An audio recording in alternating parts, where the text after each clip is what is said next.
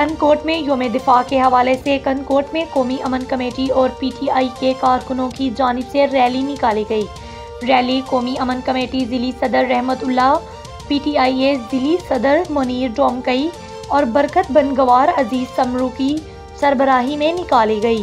Rally घंटाघर चौक से press club तक निकाली गई। रैली में सिविल सोसाइटी और आम शहरी बड़ी तादाद में शरीक हुए। कारकुनों ने योम दिफा के मौका पर सबज हिलाली परचम के साथ साथ कश्मीरी परचम और पाक फौज के पैनाफ्लेक्स भी हाथों में उठा रखे थे। कारकुनान की पाकिस्तान जिंदाबाद, पाक फौज जिंदाबाद, कश्मीर बनेगा पाकिस्तान के फलक शुगाफ नारे। 6 सितंबर वतन अजीज की दफा के लिए जान निशावर करने वाले शोहदा को सलाम पेश करते हैं। 6 सितंबर 1965 की तरह आज भी हमें अपने पाक फौज पर फख्र है। दूसरी जानिब शुरा ने मीडिया से बात करते हुए कहा कि पाकिस्तानी अवाम हर वक्त पाकिस्तानी फौज के साथ है।